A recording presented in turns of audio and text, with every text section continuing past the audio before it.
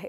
पालघरमध्ये मुसळधार पावसाला सुरुवात झालेली आहे। अक्षरशः विजांच्या कडकडाटासह पावसाने हजेरी लावली आहे आणि त्यामुळे उकाड्यापासून हैराण झालेल्या नागरिकांची यापासून सुटका झालेली आहे।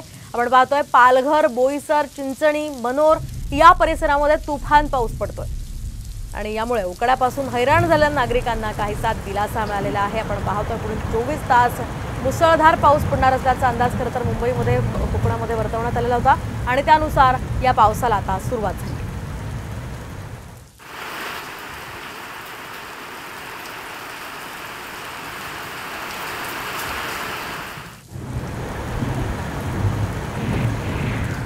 आता पालघरमधून जाऊयात नाशिकमध्ये। नाशिकच्या सप्तशृंगी गडावर मेघगर्जनेसह जोरदार पाऊस झालाय।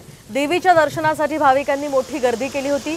दरम्यान देवीच्या दर्शनासाठी बऱ्याच या ठिकाणी रांगा सुद्धा लागल्या होत्या। मात्र मेघगर्जनेसह झालेल्या पावसामुळे भाविकांची एकच तारांबळ उडाली आहे।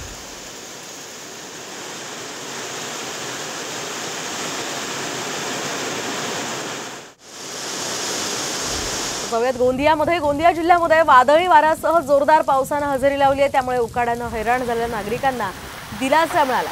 तर मान्सूनपूर्व पावसामुळे खरीप हंगामात शेतीच्या कामांना सुद्धा आता वेग येणार आहे। त्यामुळे शेतकऱ्यांना खरं तर हा दिलासा मिळाला।